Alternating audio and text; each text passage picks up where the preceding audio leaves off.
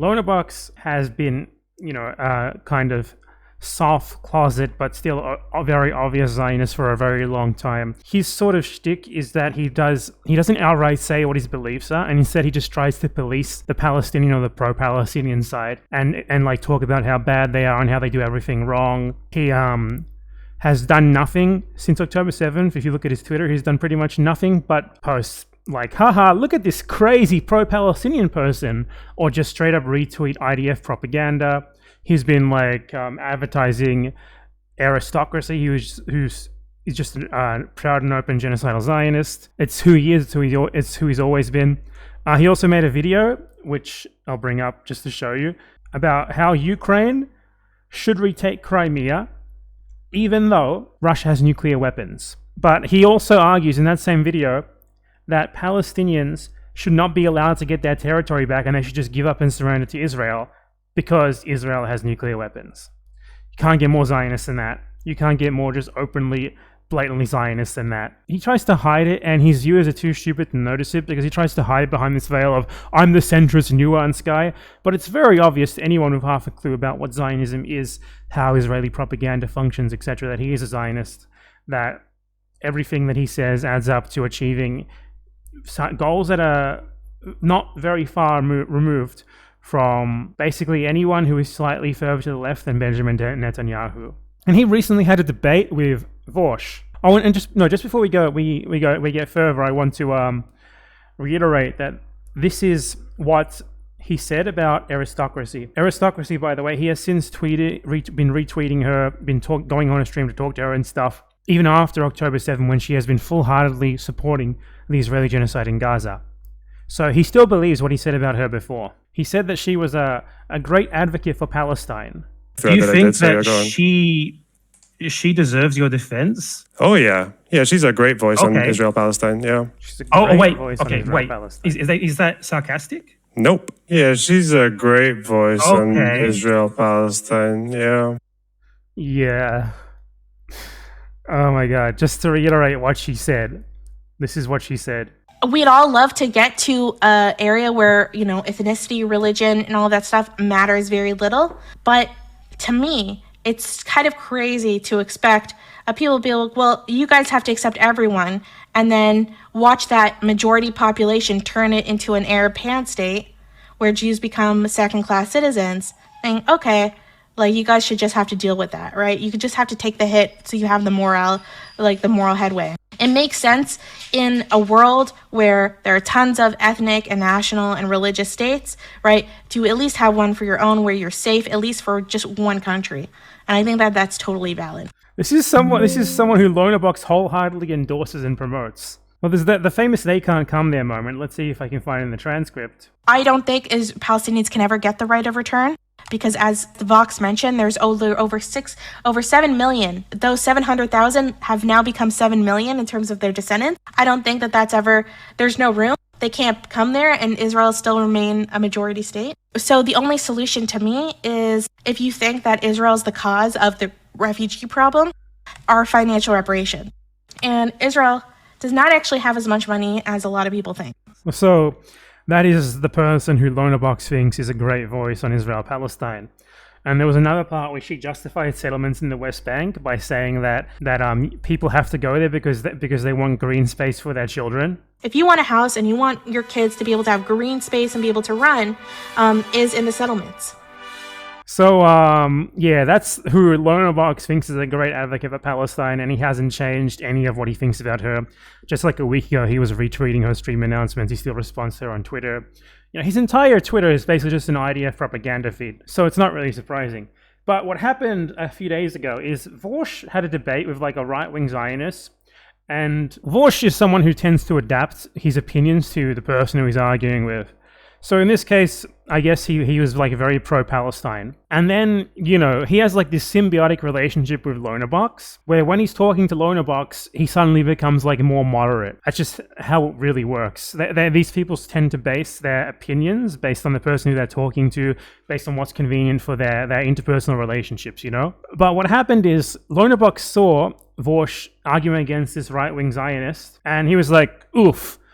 Vaush is a bit too anti-Israel here. I'm gonna have to talk to him in a live stream and set him straight. And that's the origin of how this discussion between LonerBox and Vaush came to be. This is literally the truth. LonerBox got angry at Vaush for being too anti-Israel.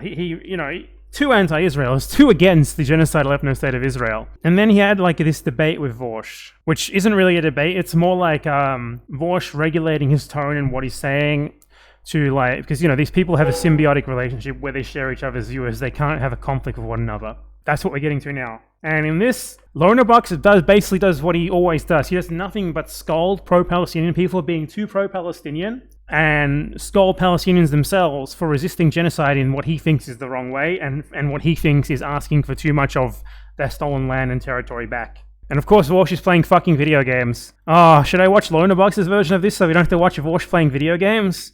Or should I watch Vaush's version of this so that we don't give LonerBox view time? I'll go with the Vaush version. One slightly less of an idiot than the other. And guess what? It's Vaush. Vaush is between these two. Vaush is the one who's less of an idiot. Never thought I'd see the day. Yeah, you know what? Like when October 7th started, like maybe a few days in, my dad, who's a bit mental, like just Middle Eastern, like old dude, was telling me, he was like, listen, like I think it's time. I think all the like anti-West countries are going to use this opportunity to, the USA will spread itself thin with its support. Russia will go further into Ukraine, and maybe China will take Taiwan. And like I was like, okay, sure, bro, whatever. And now. You see, his dad, he's like, oh, my father is this old crazy Middle Eastern dude. And then he's like, his father is like fear-mongering about like anti-Western stuff happening. He's exactly who you'd think he is. Like Venezuela wants to take over Guyana, and the Argentinians elected a guy who wants to reclaim the Falklands. It's like, yeah, I haven't even covered that yet. That one is very funny, especially because he's been trying to ingratiate himself to Western leaders. With like the whole. Is that even a word? Vaush does this thing where he invents so many words that sometimes he uses a real word, and I'm no longer sure if it's a real word or not. Dollarizing the economy stuff, and then to immediately go also like, yeah, actually the Falklands are ours. Seems like literally the opposite of that. He wants to give them to the fucking Brits. He loves Margaret Thatcher. What the fuck are you talking about? Excellent way to maintain a stable relationship with the West. Yeah, although I have heard that it's not uncommon for Argentinian leaders to get elected. Oh my God, get to the thing that we need to talk about. I think if you told me before October 7th that something was going to happen, I'd have been like, yeah, probably. We knew that the IDF were stretching themselves thin over the settlements. We knew that people in Gaza actually at one point were complaining about the lack of security down there. Like there were like just far less battalions in that area than they were ever supposed to be. We knew that IDF people weren't turning up for duty and all this kind of stuff, and they were struggling to get new recruits over the. Why does he know so much about the IDF? It's like he does nothing. Like he goes to fucking IDF soldier forums or something where they complain about like not getting paid enough for their genocide or something. He uses the word "we." Like what the fuck? Dude, you didn't know this. You didn't know this. If you did know it, it'll be very fucking weird, because what are you doing? Reading like frontier settlers and IDF soldiers complaining about like their everyday activities in keeping people in a concentration camp. Supreme Court reform. And even Hezbollah were firing pot shots earlier in the year and saying that like Israel's in trouble, they're weak, the fall is coming and all that shit. But so something happening was not surprising, but like to that level and that level of security. Yes, his father was a member of a Falangist militia, which were fascist troops who were pro-Israel and would massacre Palestinian refugees in Lebanon. So remember that. That's why his dad. That's why exactly as we all know. That's why his dad, as he said, was fear-mongering about anti-Western stuff happening as a result of October 7th, because that's who his dad is. Failure. I think this is. I'm pretty sure, I haven't been able to find anything contradicting this, is that this is the first time ever a Palestinian militant group has ever been able to capture territory and hold on to it for any period of time. They've captured like a building once or twice for a few hours, but like not actually like a piece of Israeli land, Other Arab states have done that for brief periods, but never Palestinians. Like not even in the 48 war. Like that's how unprecedented that was. Yeah, the attack was pretty, I remember hearing about it. It was late at night and I'd already done a stream that day, and I'm famously lazy, so I don't want to do two. But campaigns, I think like 1 million Lebanese people were displaced. My grandmother had to flee the country at that point, and then basically, okay? No, yeah, she's fine. She left again. Actually, she just left not too long ago for the States because again, like things are getting a bit uncertain over there right now. But yeah, no, she's lived through plenty of this, like 2 invasions by Israel, a civil war, fucking Assyrian occupation. Yeah. What's the capital of Lebanon? Is it Beirut? Is it Beirut? Oh no, what am I watching? Oh, Destiny moment. Where's Lebanon? What's Lebanon? Is he going to ask next if the president of Lebanon is Erdogan? If you don't know what I'm talking about, there was a clip going around of Destiny, like, not knowing who Assad was, thinking that Erdogan was the president of Israel, and he also couldn't find Palestine on a map or Israel on a map. How have you never heard of Beirut? You would think someone whose job is to cover the news would have at least heard of Beirut from the fucking massive explosion there recently. Well, recently being like 2 years ago now. You think you would have at least heard of it from that, but apparently not. Yeah, I learned... If someone said that to me on a stream, I'd leave immediately. Jesus. There's a person based from there that I listened to Beirut. Right? Yeah, where I learned a lot about it, and it was really, really interesting. Apparently not the fucking name of the city, though! I'm literally here in good faith to support Vaush against the LonerBox Zionist menace, but he's making it difficult. He's making it really hard. There's a lot of economic asymmetry in Lebanon that I wasn't really aware of before listening to that, about like the relative wealth and history of the capital and sort of the political shift. Okay, get to talking about the actual topic. To learn anything about, just because there are so many different groups and they don't have like a very clear statistical majority. Like it's a third Christian, a third Sunni, a third Shia, and then a bunch of smaller groups as well, about 20 Jews. Yeah. But like that war in 2006, it was a really good example of just like Israeli failure. They gave themselves this basically impossible task to get rid of Hezbollah, found out that Hezbollah were far more sophisticated and stronger than they ever expected. And it basically resulted with a lot of people died, a lot of people got displaced, and a lot of Hezbollah infrastructure was destroyed. But the end of it was by Israel. They didn't get displaced. Israel displaced them. The leader, Nasrallah, became more popular than ever, and Israel just had to give up and leave. And then after that, you suddenly started seeing like even Christians who didn't really like Hezbollah started to say nice things about the guy who fought off the Israeli invaders. And then you see the way that he talks about this is like it's a bad thing. The way that he talks about this is like he's lamenting the fact that Lebanon was able to resist the Israeli invasion occupation. Like he talks about it like he's a part of the Israeli team. And you should be very suspect of anyone who does this. Vaush does this as well too when he talks about American imperialism. Like he talks about, like uses the word we when he talks positively about American imperialism. Like LonerBox is not talking about this like someone who's against it. He's talking about it like someone who supports it. He's talking about it like someone who identifies with the Israeli side. And he's sort of lamenting that they failed because they set themselves an impossible task. What a shame, right? Yeah, it was a failure. It was one of the biggest embarrassments for Israeli military ever. I was extremely surprised to learn about the competence of Hezbollah. I guess like prior to this conflict, I guess I always sort of mentally filed them under just insurgency group. The degree of organization, like that's something I only learned like 2 months ago. Before that, I just assumed they were on, well, not on like Hamas level or whatever, but you know, like any one of the like Hamas level groups operating in Syria, just a group that didn't have much going on in terms of. But the groups operating in Syria are like Syria's militaries. What are you talking about? Logistics. No, I think it was the biggest non-state military in the world. Yeah, they're much scarier than Hamas, and bigger and stronger. But I think Hezbollah are not really non-state. If anything, they're de facto part of the Lebanese state. Obviously, because when Lebanon gets invaded, they're the ones who defend it. The thing with that war was, and why it's kind of worrying about what it means for Israel now, is that Hamas are a lot weaker than Hezbollah. And I think what Israel, as soon as I saw Israel saying that we're going to get rid of Hamas, I'm like, okay, this is like, that was kind of when I felt like they're not going to stop until they feel like they've done it. And I don't even know if it's guaranteed they can get rid of Hamas, but... Isn't it, it's weird how LonerBox hears that and he doesn't even question it. He doesn't even question whether they're being honest about their intention or not. He just accepts it. So Israel is doing all of this just to try and get rid of Hamas because they said so, and he's critiquing that goal as like not on the moral grounds of it, not because it's like morally wrong or that it's obviously a lie or that it's like materially, even if they weren't lying, it would obviously mean the fucking genocide of Palestinians in Gaza. No. His problem with it is just that it's unrealistic. Like, he talks about this like an Israeli. He talks about this like someone who's on the side of the IDF. It's fucking insane. This is Zionist mentality right here. Internalized Zionism.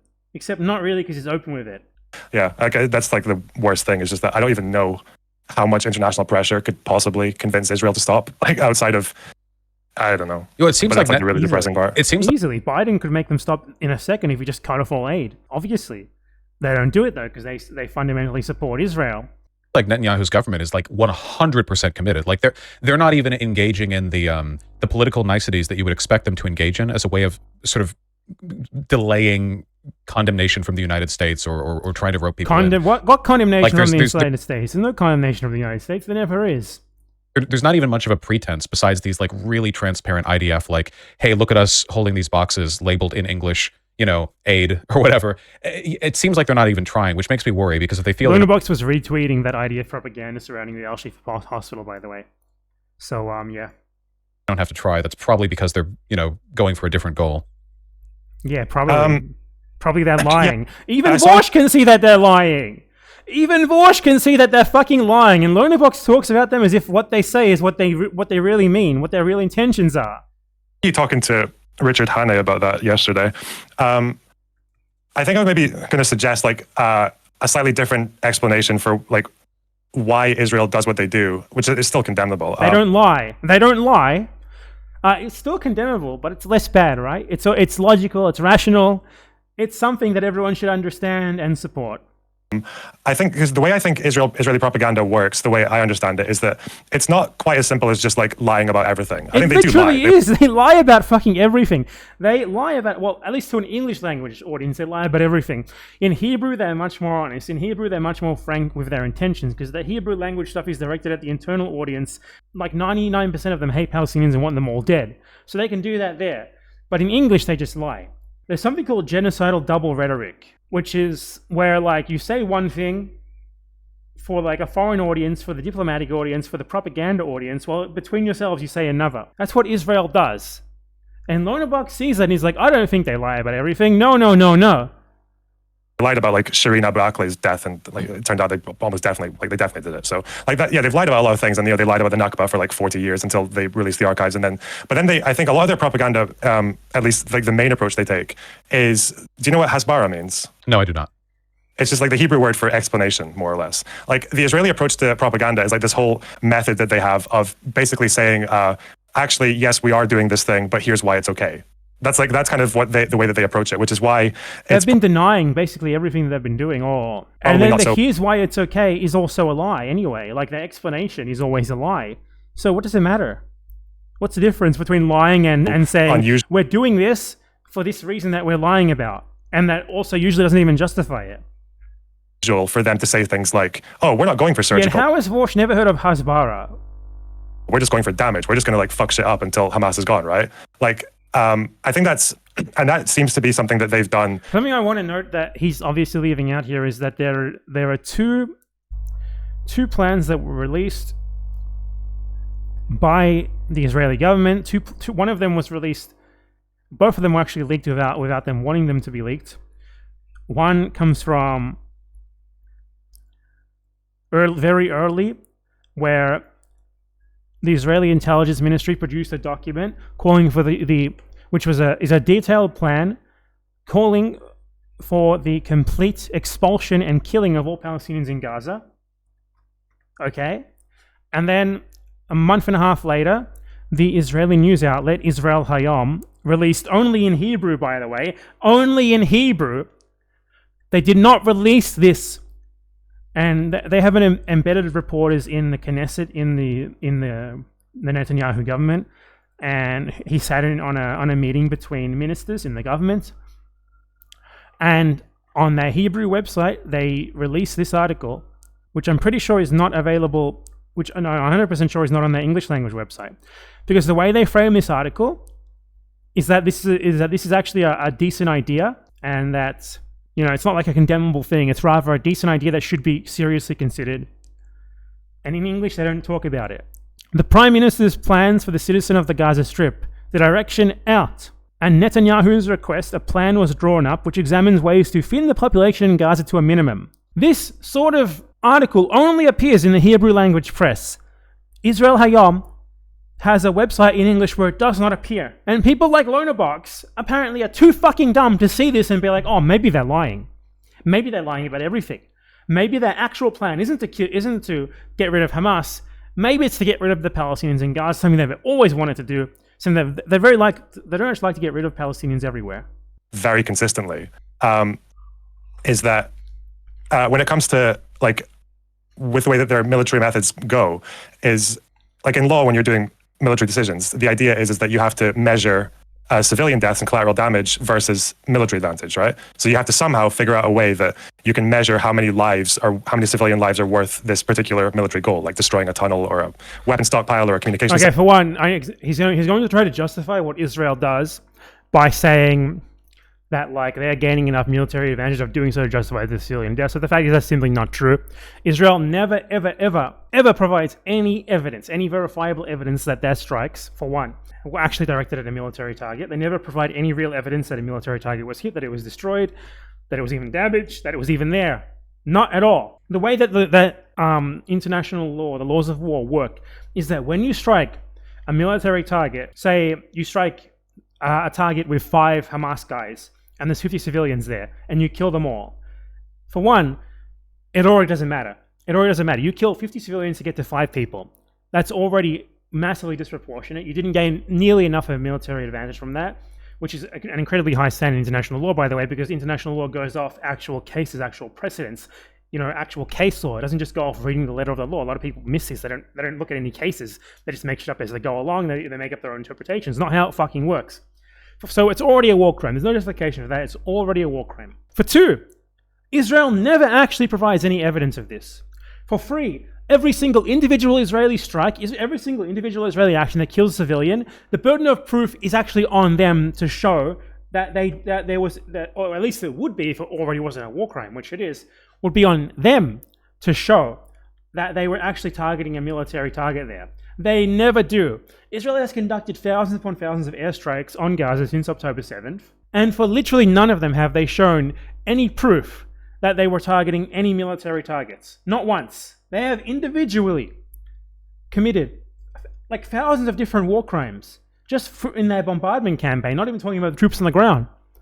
And not in a single case have they done anything to provide any proof that that there was actually a military target in any of these cases. 0. None. And it's an impossible task anyway. If you were to bring them before a tribunal, they would be found guilty on like a million fucking counts.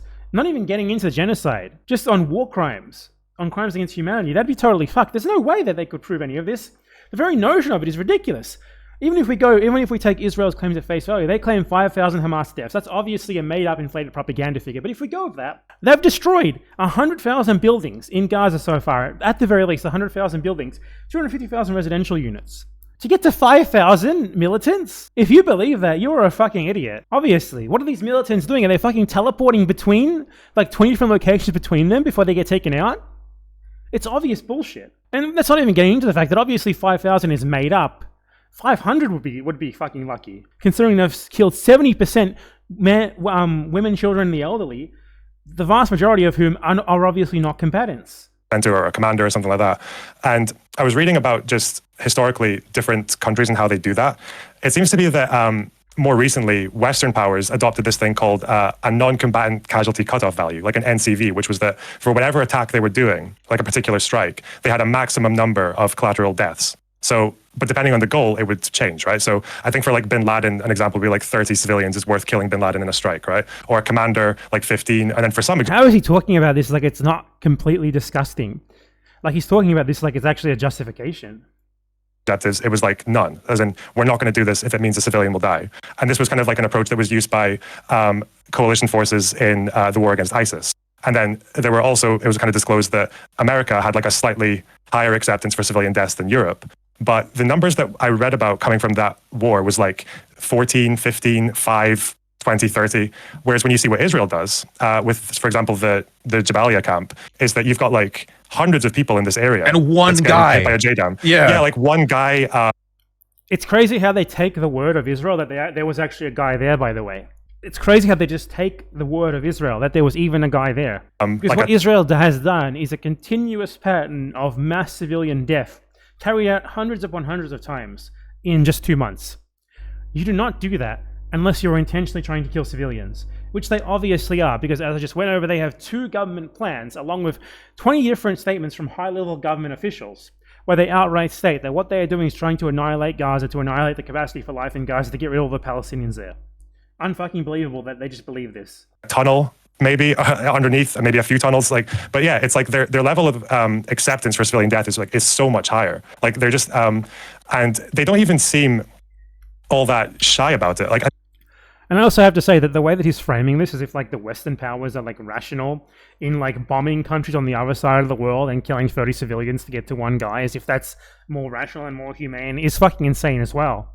I think I just read this morning that they've been it's more or less, I think it's, I don't know if it's confirmed, but I think it's quite clear that they're using this like new AI model to generate targets. To the point that now it's like they have. Is he going to go over the fact out in that very article? That what that article does, by the way, it's already well known, because if you didn't know, Israel controls the population registry in Gaza. Everyone, every time someone moves house, every time they have a baby, it ends up being reported to Israel. So Israel has the address of every single person in Gaza, aside from those who hide their address, which is relatively few, obviously. That would be like Hamas militants and stuff. So when Israel bombs a building, they know exactly how many people they're going to kill. They know their name, their date of birth, they know their sex, they know what school they go to, they know where they work. So even before the 972 article, which, by the way, just confirms that further by interviews with IDF whistleblowers who say that that's exactly what they're doing, that they are choosing to kill civilians. They obviously know what they're doing. And when you know that you're killing civilians, when you knowingly say bomb 30 civilians to just to get to one guy, if there's even one guy there, which in this case obviously is not, in a lot of these cases, or most of them, and Israel has not proven that there is in any of them, what you're still doing is murdering those civilians. It's still murder. It's still a war crime, because they are knowingly mass murdering civilians. It doesn't matter if there's a combatant there or not. It's irrelevant, especially because in the case that, say, a combatant is in like a house, like sleeping at night with his family, that's not a combatant anymore. The only time where it's even legal to target an assassination on someone like that is if they're a commander who's actively involved in planning current future operations. You can't just target like a militant who's in his house sleeping with his family, because that in that case they're off duty. They're not a combatant. Killing them in that case is killing a civilian. So even if you take Israel's justification at face value, it doesn't work. And when you look further into it, they know exactly what they're doing, and they're murdering civilians intentionally every single time, with no evidence that there's even a military target there, although it wouldn't matter even if there was. Somehow they have this AI model that is generating like 100 targets a day, and it's assessing and it's somehow guessing the number of civilian deaths, or it's got a way of calculating expected civilian deaths. And when you see the IDF in their statements that they make to the Red Cross or to the UN or whatever, is normally what you would say is that if someone like Hamas is using civilian infrastructure to launch their attacks, which they basically always do. You notice I never provide evidence for that claim. For one, Hamas pretty much can't not use civilian areas to launch their attacks, because all of Gaza is a built-up urban area. It's so small. That's just how it is. For two, there's no evidence for that, obviously. For three, if we go by that standard, well, the Israeli Ministry of Defense, the headquarters of the Mossad, all of these buildings are in the most populated civilian areas of Tel Aviv. Are they conducting their military operations from a civilian area? Never see anyone talk about that. Then that compromises its protected status, but just compromises. As in, like, you can't just say that just because there's like one Hamas guy running around a school, then you just blow up the school. Yeah, right? it's a factor, because you can't make the human shield defense like a literally impervious defense. If any military engagement will lead inevitably to some civilian death. There's no way around that. Like, civilians died when Ukraine struck the bridge, the Crimean bridge that Russia uses for rearmament along the southern front in their war. And, like, people bitched about that, obviously, but like that can't be avoided to an extent. But there's obviously limits. We don't really do like World War II level strategic bombing campaigns anymore, where the logic is like, every civilian, they bolster the war effort by doing economic activity. That's literally the logic that the Israeli government uses. Actually, they're all military targets. Yeah. And it's not even that. Like, I don't know if this is what they're doing now, but I know in the Lebanon 2006 war, the idea was that there was this one neighborhood where Hezbollah had their strongest concentration. Like, I think it was Dahiya. He doesn't even know the name. Like their HQ. And it wasn't just buildings that Hezbollah were actually in, but it was also buildings just around the neighborhood that Hezbollah might move to and use in the future, right? So suddenly this whole neighborhood became a target, right? No, this neighborhood was intentionally targeted as a part of an Israeli doctrine, which is now known as the Dahiya doctrine. It was not targeted because Hezbollah were there. It was targeted as a part of an intentional strategy to pressure Hezbollah by mass killing civilians. The man who coined this, Gadi Eisenkot, is currently Minister without portfolio in the Israeli government, and his son was recently blown up by a Hamas booby trap in Gaza. But anyway, Gadi Eisenkot, who was then the commander of the RDF's Northern Front, which handles Lebanon, and is currently a Minister without portfolio in the Netanyahu government, who created the Dahiya doctrine, said harming the population is the only means of restraining Nasrallah being the leader of Hezbollah. From our perspective, these are military bases. So it's an intentional doctrine of targeting civilians in order to put pressure on on the military who is defending them. It's intentional targeting of civilians. It's not just happening to accidentally target Hezbollah targets that happen to be near civilians. It's intentional targeting of civilians.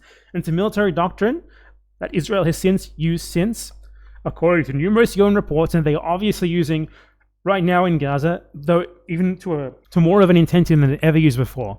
They treat civilians as military targets. And I think that's probably the fact that they admit to that almost as well, because I guess they can, because they're not like parties to the ICC or anything like that. They're not like signed on to the Rome Statute or anything like that. Is that I think that's probably like the clearest way that I can point to like Israeli behavior, basically. Like, and they've been like this since even since the 40s, or even before that. They've had this like I think one way that it's been described is based on this really old concept called the Iron Wall. Is that Israel believes that, or at least in the past, the concept of the Iron Wall was literally coined by Jabotinsky to mean, and I'll bring you the fucking, like, he's just quoting like Jabotinsky openly admitting that Israel is a settler colony that needs to like construct a metaphorical iron wall to expel all the Arabs, as if it's like a normal everyday thing, as if it's like a rational explanation of what they do.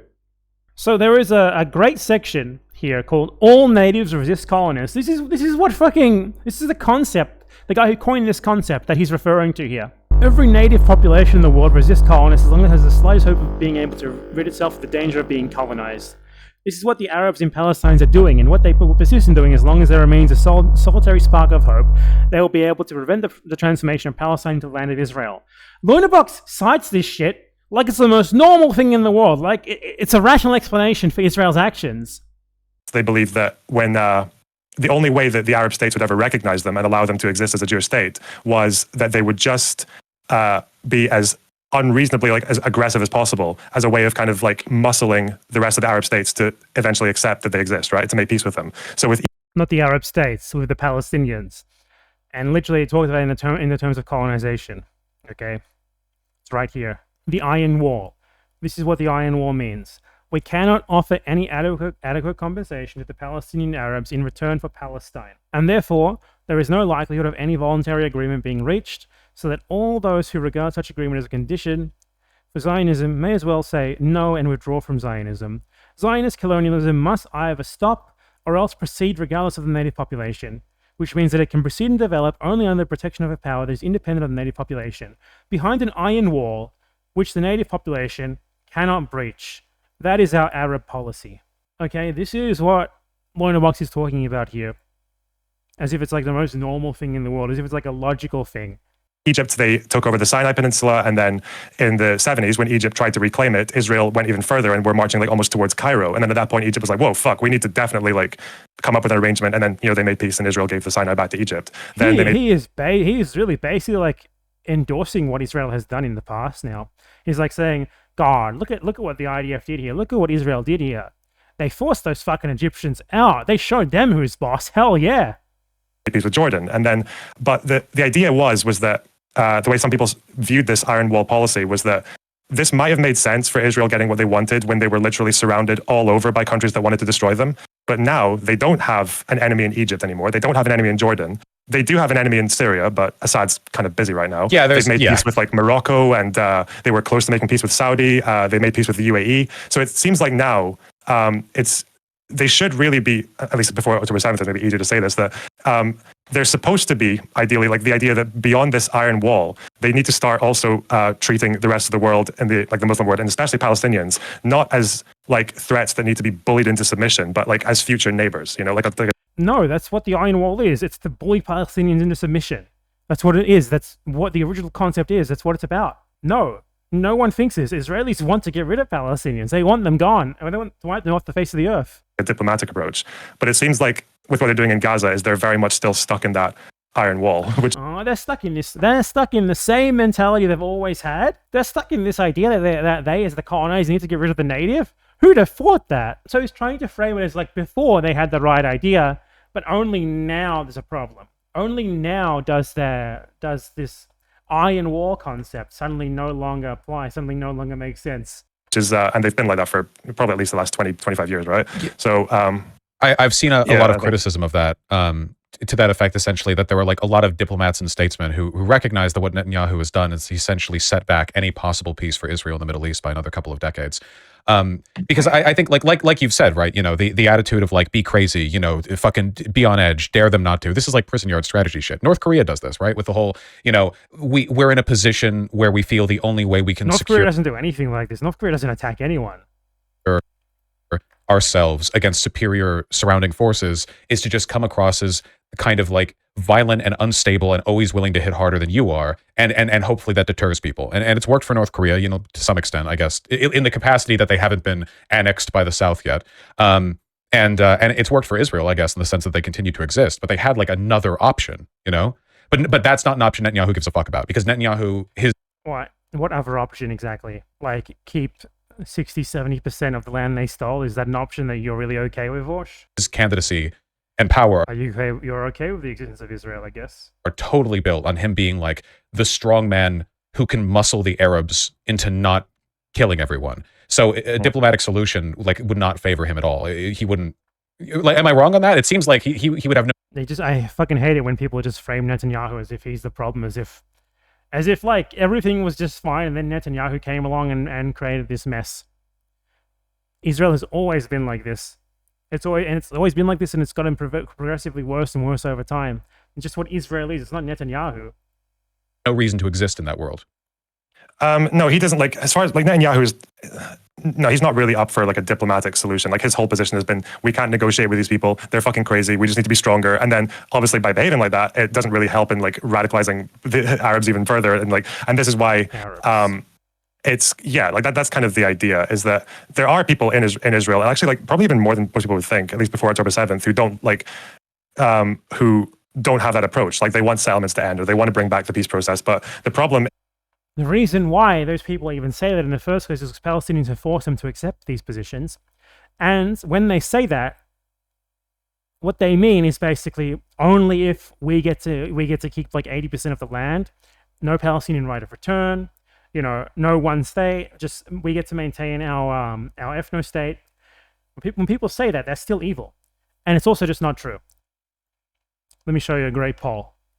When Israelis were asked if their government is using too much or too little firepower in the Gaza genocide, only 1.8% said they were using too much. Only 1.8%. That's about 1 in 50 people who don't full-heartedly support what the IDF is doing in Gaza. 1.8%. So don't you dare fucking come and tell me that this is a population of people who don't support this stuff. Because even those who don't support it, those 1 in 50, if you ask them if there should be one state, if Palestinians should have the right of return, they'd tell you no. Is that at least especially with Hamas there, and with those like rockets constantly coming in, and all those terror attacks and the suicide bombings and all that shit, especially October 7th, is that Netanyahu has been able to survive pretty strongly in the last 15, 20 years by saying, yeah, you don't like me, I'm corrupt, I'm like shit, I'm a bad leader basically, but I'm the security guy, I'll keep you safe, And he failed in that capacity as well. This clearly hasn't worked out great. It's not that they want him to keep them safe, it's that they want him to kill Palestinians, and that's what he does. That's why they like him. They like to kill Palestinians. Israelis love killing Palestinians. That's why the protests against Netanyahu had nothing to do with Palestine, everything to do with him taking measures that might affect them personally. Nothing to do with Palestinians. They don't care about that. They're united in the murder of Palestinians. All of them are. For his polling numbers. No, he's never going to get elected again. Whether that means Israelis move further right, I mean, they have for now. Like, I don't know if they'll stay that way. But yeah, I think the problem... What does it mean, further right? Every Israeli is by default a far right-winger. You can't support the existence of an ethno-state on stolen land and the continued colonization of Palestinians, denying them the right to return to their homes and not be a right-winger. The problem now is, and this is where I get stuck, is that to be clear, I want what's happening right now in Gaza to stop. I don't think it will, but I don't think anything will make it stop. But it's just what's happening in Gaza exactly. It's not the way. Like there's not the way. And, like Israel don't even again like he talks about this like Israel is just like morally corrupted and accidentally carrying out an immoral action that it can't control or something, and it's as if it's not just doing what it's always done again. I'm sure they've been very vague about what they want to do afterwards, right? Even if they get rid of Hamas, like what next? I think just recently they haven't been vague about it. They've been saying what they want to do. Like a buffer zone, but they don't really know who's going to. I already went over what they want to do. They've been open about it. Be doing that buffer zone in Gaza between like northern Gaza and Israel. Like, so whether it's some have suggested they want the UAE to do it, or maybe Qatar or like the UN, but I don't know who's going to be willing to do that, right? So, and Israel's not going to occupy Gaza because that would be a disaster as well. They are going to. They do want to occupy it. They say they want to occupy it, but they want to get rid of all the Palestinians first. Yeah, so, this is what leads me. LonerBox talks like an IDF strategist. He talks like someone who's like critiquing the IDF as someone who's fundamentally on its side. Like he talks about the IDF like the way that guys from US military think tanks talk about the US military. You know what I mean? He talks like them. He talks like a good faith critic of the IDF rather than someone who's against it. And is there any like denial of this guy's Zionism at this point? Like, come on. I guess to the sort of doomer conclusions I have here, at some point, I don't know if Biden would put his foot down or whatever. I guess as the PR campaign mounts, it's not as though support for Israel has been great for the Dems either. But the fact that the Israeli government doesn't really seem to have a plan with what they're doing here, which is like, that's not that surprising. We didn't have a plan going into Iraq, right? But I don't think there was ever much. Yeah, you did. You had a plan and it was carried out. What the fuck are you talking about? Israel has a plan in Gaza. They've openly stated what the plan is. It's been leaked to the press on 2 occasions. What are you talking about? Much of a question about like. But, I hate the way people talk. Like they talk about like the invasion of Iraq and like this genocide in Gaza. The problem is just that they don't have a good plan for what to do after. Like they talk about like the invaders are acting in good faith with good intentions, and they just don't have a plan. They just haven't fought it through well enough. No, that's not why they're there. They're there because they want something for themselves, and they don't give a shit about the people who live there. Like certain things on the table. Nobody thought America was going to annex Iraq, Nobody thought that like our plans there. The only reason why people wouldn't think that is because obviously you can't annex a country on the other side of the world. Israel can annex Gaza. Involved some kind of ethnic displacement. It was very obviously like we had no game plan after we got in there, but certain things were never reasonably on the table. No 51st state bullshit. Whereas here, like, I don't know. And then you have Netanyahu's officials who occasionally say really crazy shit, like they'll say, the nuclear option is not off the table, and then you're not allowed to cabinet meetings anymore because you let it slip that we think that. Or, like there have been multiple officials who have essentially said that Gaza is just Israeli territory, why not annex it? We have videos of IDF soldiers that are like planting flags all over the place with, posts on how like they're reclaiming their land, and you get all the shit. The Israeli cabinet official who was doing those Pallywood conspiracy bits where it's like, actually, every time you see a dead Palestinian baby, it's CGI, buddy.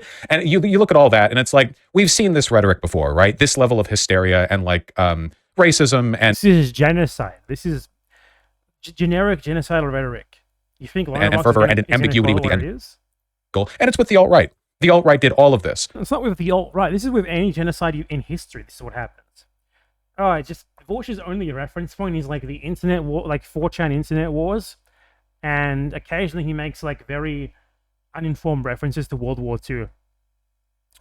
So he's just going back to the only thing that he knows. This is genocidal rhetoric. He's not going to say because he doesn't really know it, but this is every single genocide that has ever happened is exactly like this. They say these things, they make this propaganda, they deny what's going on, what they're doing. It is precisely this. It's because it's like just typical fascist behavior, really. But they were in a position where they had to hide their intentions. And I think Israel does too, at least some Israeli officials, because they know that on the world stage, optically, they can't just literally scream like, yeah, Arabs out, without there being some consequences. I think on that point, like as for their intentions, I think you're right about definitely some people in the cabinet. Like, they've been open, like Ben Gvir. He literally had a picture on his wall of like that fucking terrorist who killed 30 people in a mosque, right? Or there was Smotrich who like he wanted that village, that city in the West Bank to get wiped off the face of the earth, right? So yeah, we've had that rhetoric before. I think we have it right now, and not just from them, from the Minister of Defense, from the Prime Minister, from many others. I might reiterate what I guess like Richard said to you as well. Is like I think with what's happening now, war crimes straight up plans is almost 100% like a pretty apt charge to put on it. When it comes to ethnic cleansing, like maybe I guess we're only going to know if it's an ethnic. 1.8 million people have been forcibly removed from their homes, and the homes have been systematically destroyed. How is that not ethnic cleansing? Cleansing if they don't let them back, right? Because getting people to evacuate war zones. If you let them back to what? By the way, they have, as I went over, 2 plans that we know of for the complete ethnic cleansing of Gaza. Go back, like that happens. Ethnic cleansing, when carried out alongside mass killing, as they have been doing, is an element of genocide. That is a ruling from the Srebrenica Tribunal. So, yeah. War, but whether they will, I mean, the buffer zone suggests they might not. As for like, I guess if we're talking about like genocide, then that's like some of the rhetoric definitely points to that, especially from Ben-Gvir and Smotrich and whoever the fuck is running the genocidal acts with genocidal rhetoric is what genocide is. So it sounds like a genocide then. Israeli Twitter account. But I think the thing with that is that, like, unfortunately with the Middle East is like rhetoric in just about every war Israel's ever been in, with Israel's from the Israeli side and from the Arab state side, has always been a bit like that. Like but then whether or not it translates into, we're not just talking about rhetoric, we're talking about action. They have carried out genocidal pattern of conduct, that's a legal term, by systemically bombing, not just the bombing, by the way, through the blockade on food, water, and electricity. That is really probably more of a genocidal act than the killings. But that combined with the genocidal pattern of conduct, which is basically 0% probability that it's not intentional, that it's just random, of actions where they know that these actions are going to result in mass civilian deaths because they have the Gaza population registry, that they're going to be killing Palestinians in Gaza with every single one of these bombings that they carry out. They know what they're doing, and they know what's going to happen when they do it, yet they're still doing it repeatedly. That is a genocidal pattern of conduct, and the ethnic cleansing alongside that is so proof of genocidal intent. It's not just rhetoric, it's action. It's very clear genocide. If Srebrenica was genocide, this was genocide 5 times over. Concrete plans. I mean, so far it hasn't. I think at the end of the 6-Day War, when Israel took over Gaza and the West Bank, the cabinet very briefly spoke about expelling everyone from the West Bank and Gaza and just taking it all. They ruled it out because, and that was in the 60s. A little bit too gamer for them, even at the time, I suppose. A bit too much, yeah. It is true that language in conflict in the Middle East, because this is almost always holy war shit, the language almost always trends like pretty apocalyptic and pretty genocidal. Like, obviously, you'll see the same shit if you listen to Iran or Hezbollah or the Houthis or whatever. You'll hear stuff that, if like applied on a governmental level, would probably be like what? About as bad, if not worse, than what we're seeing the bad members of Netanyahu's cabinet trend towards now. Well, there are good members of Netanyahu's cabinet. It's really just a matter of, like, being able to actually put it into action, as opposed to it just being ass-mad Iranian-backed militias who are, don't like American presence in the region. Yeah, and it's ultimately as well is the difference between like the far right of the government and then that sentiment communicating down to the IDF, who are quite a different entity. If you look at, like, even with Israel, with Israelis, they have like their trust for Netanyahu is like what 10-20%, but their trust for the IDF is like 80. So these are different bodies. Exactly. Israelis always trust the people doing the murdering of Palestinians on their behalf. That's not a good thing. That's a bad thing. It makes them look worse. And it's also, I guess, like Israel does still recognize that they need the rest of the world to be somewhat okay with them, right? Which is probably why you see every time you see like an IDF person on Twitter, right, doing these videos, they just look so wired, right? Like they just look like so desperate to get the world to understand what they're doing, to the point where I saw. Oh my God! To get the world to understand what they're doing, so they're doing something that is understandable, and we just need to listen to what they're explaining. They're so desperate. They're so desperate to inform us about how righteous what they're doing is. He talks about that like he thinks like it's like a damn shame that we don't believe them. Guy showing people like a bag, like a grab bag, a Hamas grab bag, but it was opened and he had the weapons laid out on the table. And he was like, we had to open this because there was like a bomb check. So hey, don't give me any of this shit, you guys, about us planting it there. Are you going back to the base and like check and reading the replies on your fucking Twitter account in the middle of Gaza? Like shit. Literally, these guys are like social media managers first. He was literally like, all right, I see you guys. You're always getting me on pre-opening these bags.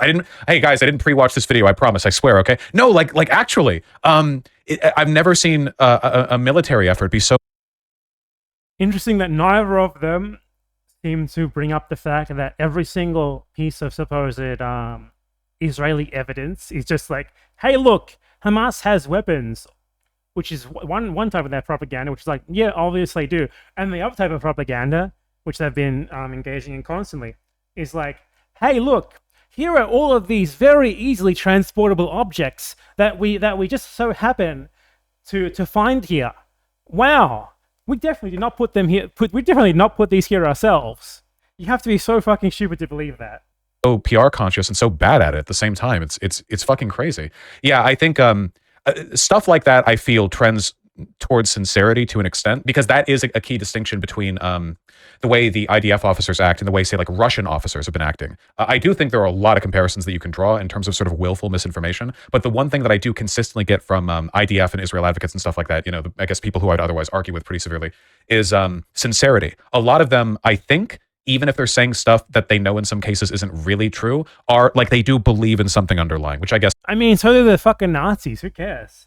In their case would be like Zionism, like defense of the Jewish state. Whereas with Russia, there was this much more nihilistic, like a lack of concern, even for to the extent to which anything they were saying even was truthful. I guess I get the sense that they care more, which kind of tracks with what you said, the idea of like own up to something, but make up the justifications as opposed to lying about it outright. Like Israel could say that only like 1,000 Palestinians have died. I don't think people would believe them. That's what they've basically been doing.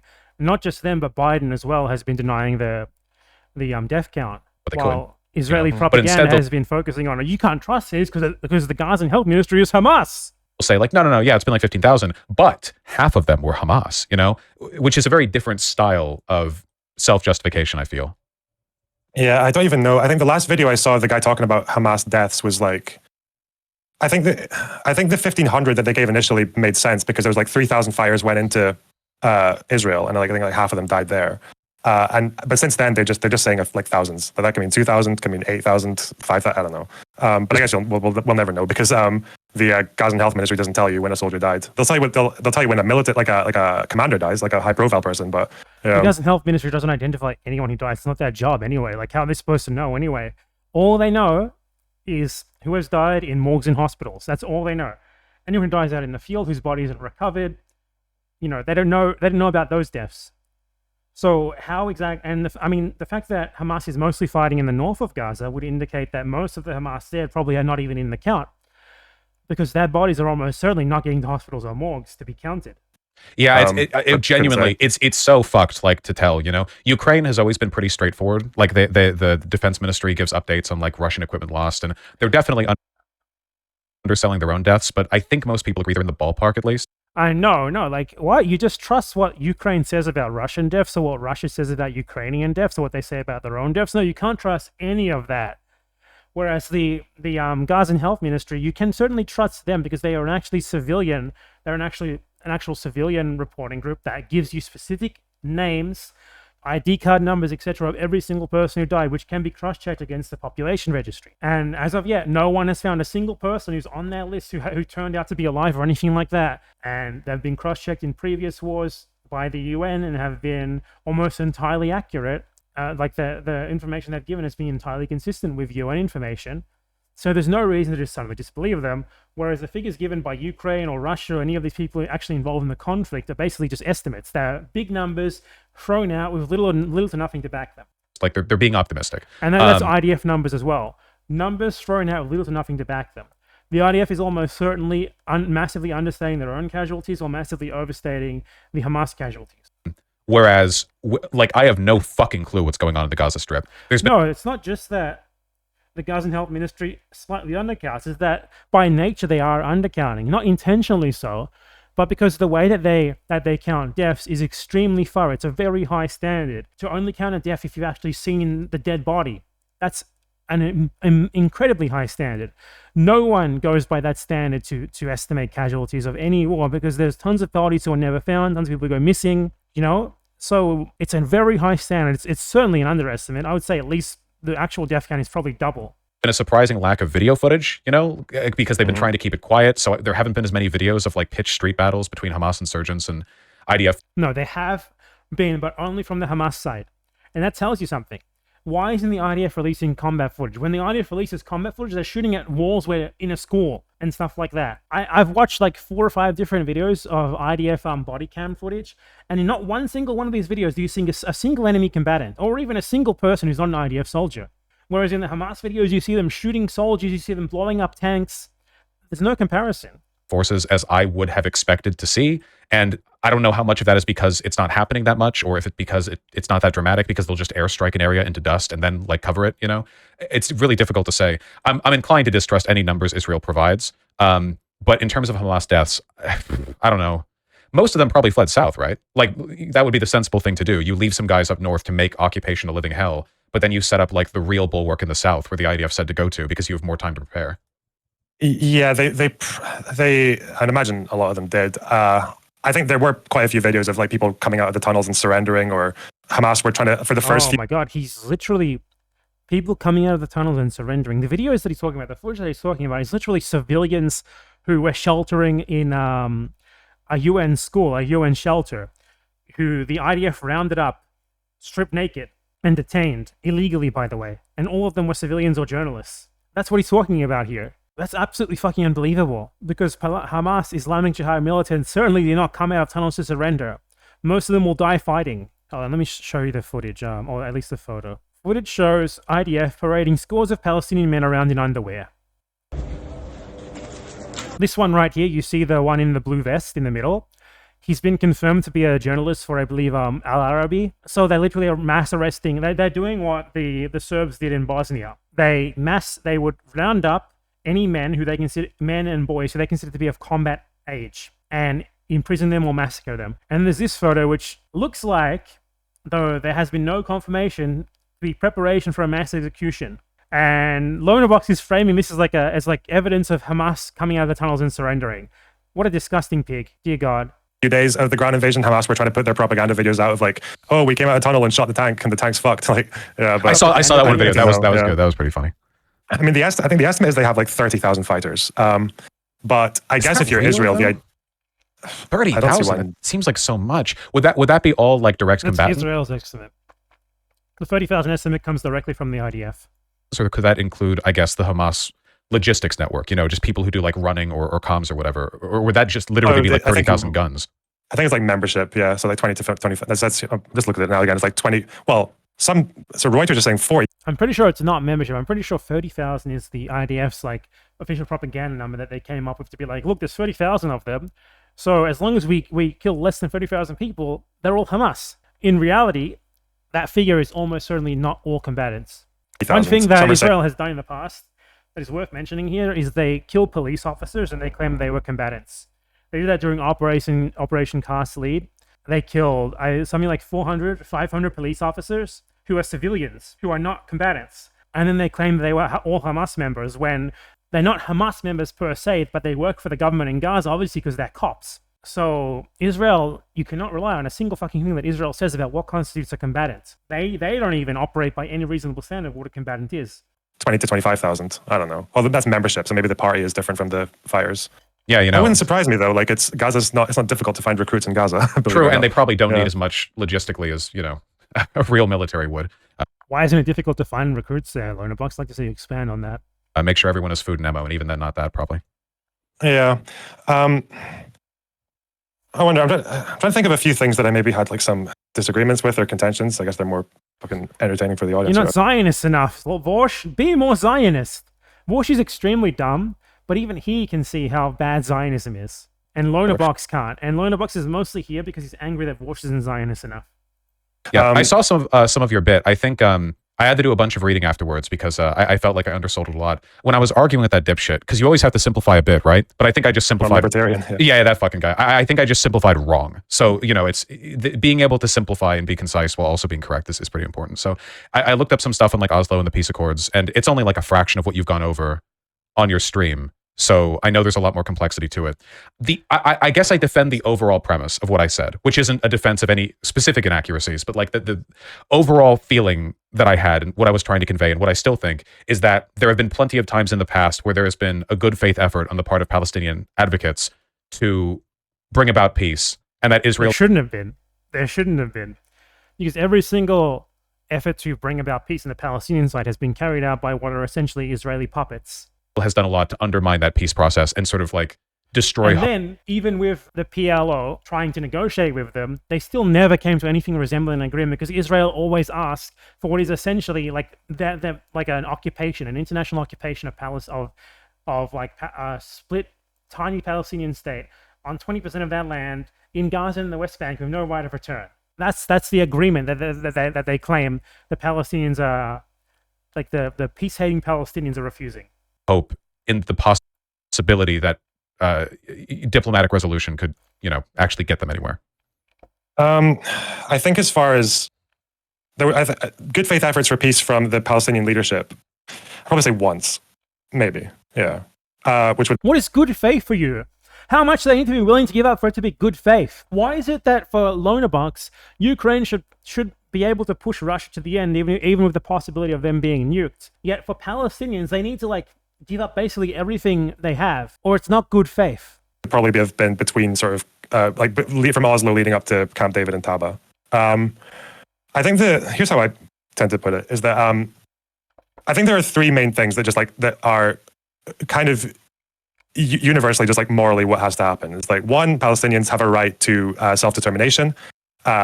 Two, that refugees have rights, whether it's return or some kind of resettlement or compensation. No, they do not have a right to resettlement or compensation. They have a right to return. There's nothing in UN Resolution 194 that says that you're allowed to keep their land. You give it back to them. Doesn't matter what's there now. It's still theirs. Too fucking bad. Shouldn't have built shit there. No resettlement or compensation unless they voluntarily accept it. Not as a group either, as individuals. And then the third one is that both sides have the right to live in security and peace. So and I feel when you might as well just say I'm a Zionist.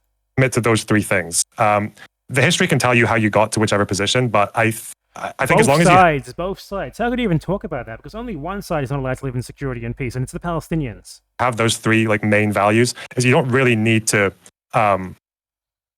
defend the worst excesses of Palestinian leadership, because the way I put it is that at least probably even since the beginning, since 1917, Palestinians have basically always had the more just cause, always. It was shit when they had... And yet this is who you are, Falangist. When the British basically betrayed them about their promise to give Arab sovereignty to that area, and then with the Balfour Declaration, it was shit when they had a bunch of European Jews coming over there and buying up farmland and then evicting all the tenant farmers to replace them with Jewish people. Obviously, 1948 really, really sucked for them. I've heard rumors of this. All the way through. Yeah. Rumors? The problem is that although they had Vaush, how can you be so right, yet so just callously ignorant about the thing that you're right on at the same time? I don't understand it. Just cause throughout. They've also had the worst advocates, the worst leaders. Al Husseini was a Nazi shithead. He wasn't even really democratically elected or anything. He was appointed. He wasn't a leader. By some weird fucking feudal system. Arafat, for the most part, was appointed by the British. What his position was: destroy Israel, and every Jew who arrived after 17 is basically after 1917 just doesn't count, right? They can fuck off. And he held that position until 1988, and then Why wouldn't he hold that position exactly? Why is it a wrong position? Why is it wrong for the people who have been invaded, colonized, and genocided to be well, fuck you guys? How is that wrong? I'd love for him to explain this. I'd love for him to explain how the problem there is fucking the Palestinians and not the Israelis for doing that to them. He just frames it we're supposed to take him at his word here, and there's no way to contest this. Behavior during the peace process in the Intifada was not great at points. He supported Saddam Hussein going into Kuwait, and then the reason why he supported Saddam, because Saddam was one of the few people who actually materially supported Palestine against Israel, obviously. The consequence of that was that Palestinians who lived in Kuwait got kicked out afterwards. And then Abbas right now is useless. Hamas are obviously shit. I think that's the Abbas is useless because he's a fucking collaborator with Israel. You gonna mention that? The reason why people like Hamas, the reason why Palestinians like Hamas is because they defend Palestinians. They fight back. They don't just sell themselves to Israel and arrest Palestinians on their behalf. That's why they're so popular. Problem so far, at least from the Palestinian end. You can criticize Israel all day. I think is that the Palestinian leadership has never really... I don't think there's ever been a sustained period where the person leading the Palestinians has had a good approach towards Israel. Define good approach. For him, a good approach is Palestinian surrender. I don't know if you have any contention with that, or if you have No, I think that tracks. I think that some of the, especially early on, a lot of the... One thing that a lot of liberal Zionists do is they like to frame the Palestinian problem as a failure of leadership, and you're seeing this right now. They try to frame it as Palestinians had a chance to have some sort of good deal or whatever, but their leaders screwed them over, and that's why they're in the position that they're in, rather than it being them being put into it by Israel. And this is exactly that talking point. Worse advocacy. The victim is imperfect enough, basically. Not all of it, obviously, because given the situation here, the whole conversation is going to be underlined by anti-Semitism, even if a person's argument is largely... No, it's fucking not. right. Like a person, like there have been plenty this is just straight up Zionist propaganda. The only reason why the Palestinians want their land and homes back is because they're anti-Semitic. If they'd been colonized by Christians, they would be happy with it. If they'd been colonized by Albanians, no problem whatsoever. Times I think where it's been like the Palestinian people do not deserve to be oppressed. You know, we have had our land stolen from us. We deserve autonomy. Blah blah blah. And that's why like Jews are bad and we should kick them out. So there's always been that like hanging clause. That's you see how they changed it. Well, to Jews? honestly, Like it's so like these people did this to us. They stole our land and homes. They colonized us. They put us into concentration camps. They still steal our land and homes today. They're mass murdering us. But if in retaliation that's say, well, we should do what they did to us to them, then it becomes anti-Semitic somehow, because the people who did that to them happen to be Jewish. Would it be anti-Albanian if they were Albanian? Anti-Peruvian if the people who had colonized them and done that to them were Peruvian? No one will be saying that. It's just like using the Jewish identity of the colonizers as a shield that apparently immunizes them and like from the same standard that everyone else is held to, and that makes their victims like morally in the wrong for hating their oppressors. Like it's their fault that the people who colonized them happen to be Jewish. You give any water to this idea and you're just doing the Zionist job for them. Luckily, I think it's just because Vaush is stupid rather than actually being ideologically Zionist. But I mean, he'd never hear me out on that, so no one will ever correct him because he only talks to people like this. Been really convenient for Zionists because it allows them to point at a lot of legitimate underlying claims and go like, well, you see, they're anti-Semitic, which you know they are, but this, yeah, as you pointed out, oftentimes they're really not doing themselves much in the way of favors, you know, argumentatively. I agree with all of that. Of course, my point at the end of it would always be that, like, because Israel is the group with the real autonomy in the situation, that's sort of the whole point. They're the ones with a greater level of responsibility when it comes to framing and dictating the conversation. Insurgency groups, even if they have a good claim, you know, often overstate them or like bigotry taints the kind of claim. How could they be so bigoted? It's like complaining about fucking Iraqi insurgents being too bigoted against the USA. They make, because the bigotry and the insanity tends to get sanitized out of the occupying forces processes, you know, like we saw this with like the IRA, right? Or the British did a whole bunch of really fucked up stuff in Ireland and continued to for a long time. And then, you know, if you take a look at like statements made by the British press, it's all very level-headed and sensible and, oh, look at them in their suit and tie. And the IRA will always be framed as the crazies just as a consequence of their lack of proximity to power. And, you know, radicalism tends to foster environments where other alternatives aren't options. So I guess at the end of all of it, I would agree with what you're saying. Yeah. It's just a really difficult situation. And the takeaway that I get from it is not, let's wait for a better Palestinian leader so they can actually do a good job advocating for their just cause. It has to be, you know, Israel has failed to properly facilitate this. Yeah, at least before October 7th, I probably would have said that the role that the rest of the world could have played there would have been that Mahmoud Abbas leading Fatah in the West Bank is like 87 years old. Everyone hates him, but he's not made any effort to get a successor. There are, like, believe it, like, I think this always surprises people, but like people always talk about how popular Hamas are, at least compared to any of the other Palestinian leaders. But the most popular leader amongst Palestinians is not a Hamas guy. It's a guy from Fatah called Marwan Barghouti. He's done some horrible shit in his life, like during the Second Intifada, and he's in jail now. But like at least there, like there's a leader who is sometimes described as like the Mandela of Palestinians, because he is. Why do they need a Mandela? Why do they need like some agreeable figure, some agreeable liberal who is palatable to Westerners? They don't. This is what this shit is. You got to be fucking Gandhi. And by the way, Gandhi was nowhere near as non-violent and as passive as these people like to frame him. But you got to be like what their vision of like a Gandhi or a Mandela was, like their imagined idea of what these people were like. Otherwise, you're unworthy of your liberation. You're not allowed to fight against colonialism unless you do like a sit-in in like the Capitol building or something, rather than picking up a weapon. Spoken out against targeting civilians, and he believes in this idea of like treating Israelis as future neighbors. He doesn't renounce violence completely because it's an occupation. People are going to be violent. You just need to channel it in the right way. It's like, yeah, there is some will there, like the fact that someone like him is actually quite popular. But I guess the question for you is like, do you think any peace process or any advancement can happen now, so long as Hamas is still in charge or still exists? My default answer on this is probably, I think the only way to find out is to give like what LonerBox just said there is basically that he agrees fundamentally with Israel invading Gaza and trying to wipe out Hamas. That's what that loaded question is meant to imply. Do you think that any peace process can happen with Hamas existing? As if the as if any Palestinian or any Palestinian group or any Palestinian anything is the barrier to peace rather than Israel. The onus for peace is on the side that's being aggressed upon, and not the side that's doing the aggression. Not the oppressor. It's on the oppressed to prove themselves worthy of their own liberation. This is just Zionism. Liberal Zionism, still Zionism nonetheless. Massive concessions in their favor. The main thing for me would for you, is peace possible as long as the IDF exists? No. That's the real answer there. Be the West Bank, because they're like the slaughter, I guess not the slaughter, that's not the right term. The bad behavior could stop without meaningfully ceding 260 killed in the West Bank this year. As far as I'm concerned, that's slaughter. Material power to Hamas. I think that, like, because a lot of the discourse here has been undercut by the fact that with the push and pull in Gaza, like, you know, the slow collapse of the West Bank as a Palestinian settlement has continued, and it kind of gives the indication that, like, Israel can pull back the knife in the Gaza Strip for a time, but their intentions are always clear when you take a look at how they treat the Palestinians broadly.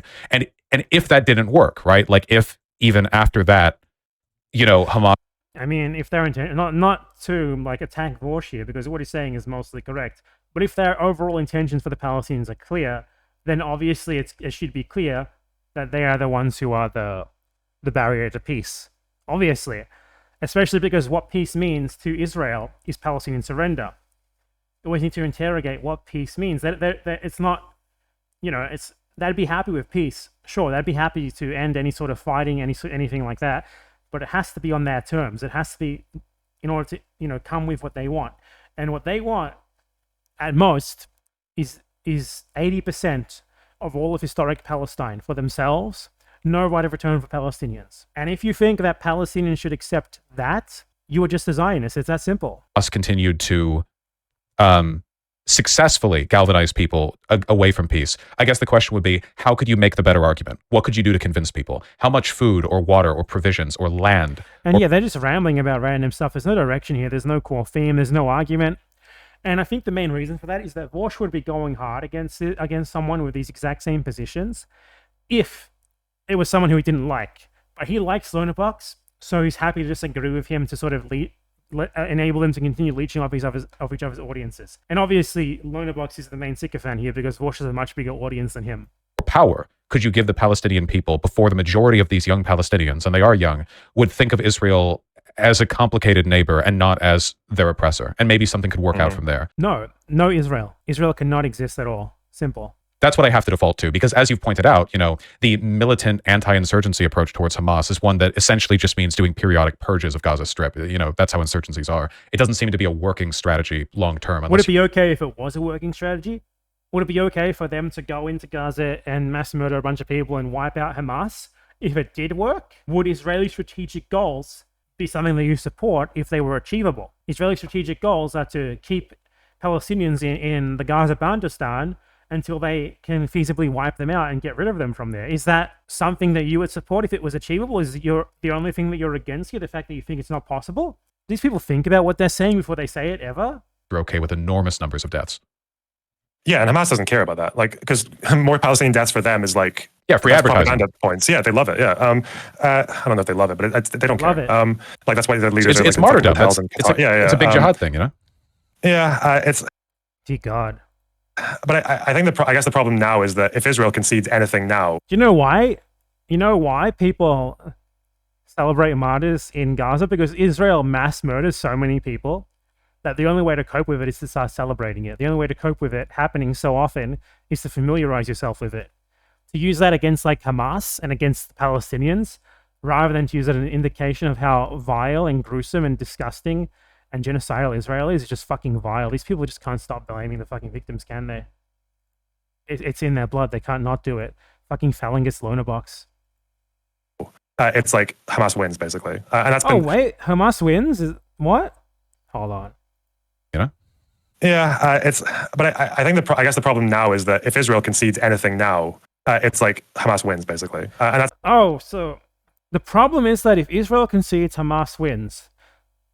Israel has to keep mass murdering children and blowing up Gaza and destroying it and carrying out their campaign of clearly signaled ethnic cleansing because if they don't, Hamas will win, and we can't do that. We can't let Hamas give a win. We can't give them a big W.